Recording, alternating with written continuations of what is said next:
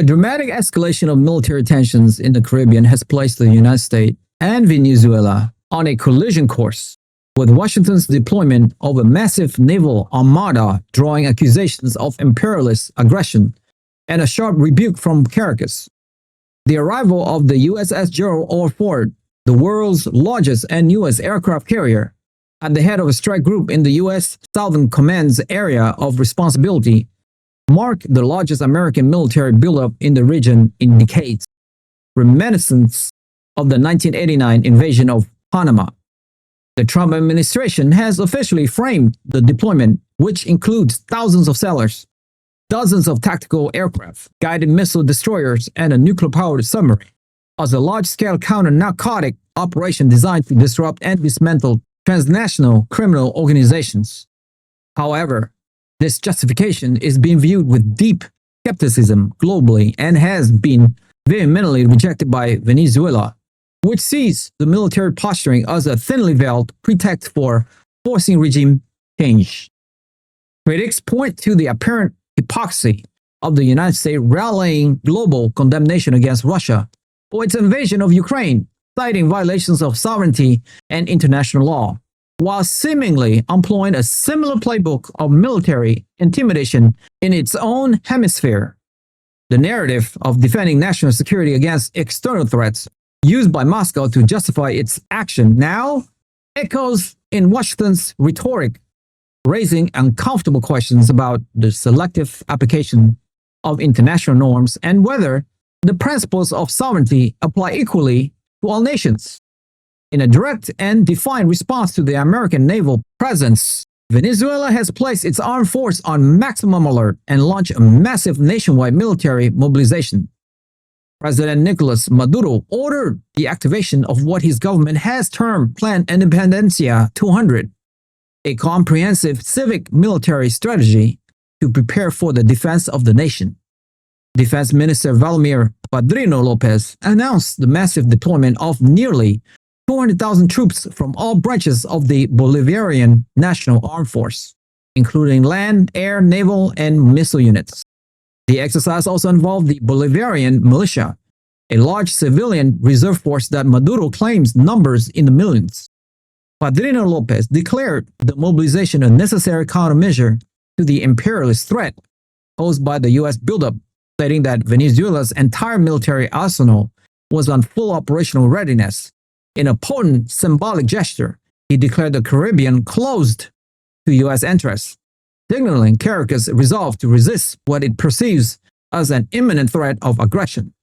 This robust military response is intended to optimize command and control and demonstrate Venezuela's capacity to mount a significant defense, transforming any potential foreign intervention into a protracted and costly conflict. The escalating standoff is sending shockwaves throughout Latin America, threatening regional stability and creating deep diplomatic fissures. The Trump administration's aggressive posture has not been limited to naval maneuvers. Since September, U.S. forces have conducted a series of lethal strikes against at least 20 vessels in the Caribbean and Eastern Pacific. Washington alleged these boats were operated by designated narco-terrorists, but the attack, which have killed dozens of people, have been condemned as extrajudicial killings and a violation of international law.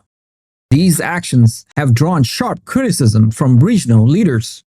Colombian President Gustavo Petro, in a significant rebuke to a traditional ally, ordered his country to suspend intelligence cooperation with the United States as long as the lethal strikes continue, arguing that the fight against drugs must not supersede human rights.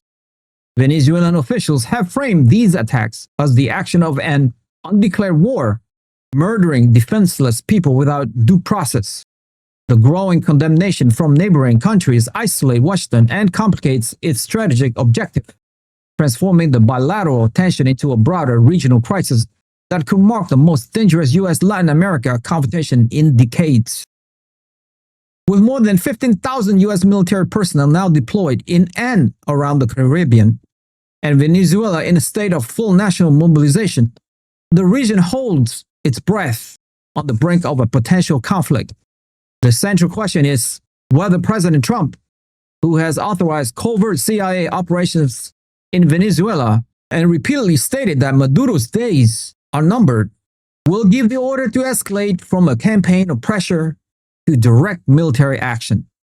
The administration's justification of its action as a war on drugs is seen by many analysts as a potential prelude to targeting the Venezuelan state itself, which it has accused of being a narco state.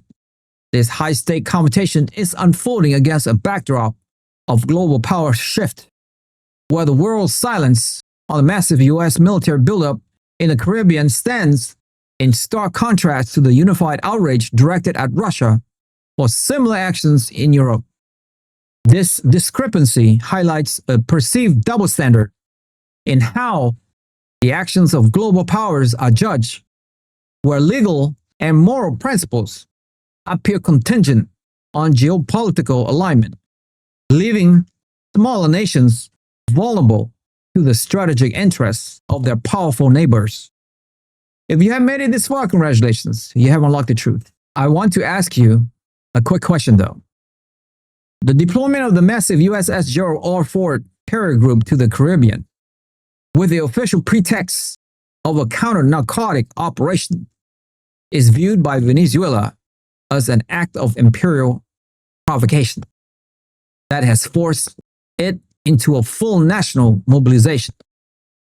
Considering the moral outrage directed at Russia for its actions in Ukraine, do the principle of national sovereignty and non-aggression, which are consistently invoked by the US, apply equally in the American sphere of influence? Or is the concept of a defensive action fundamentally different when executed by a global superpower?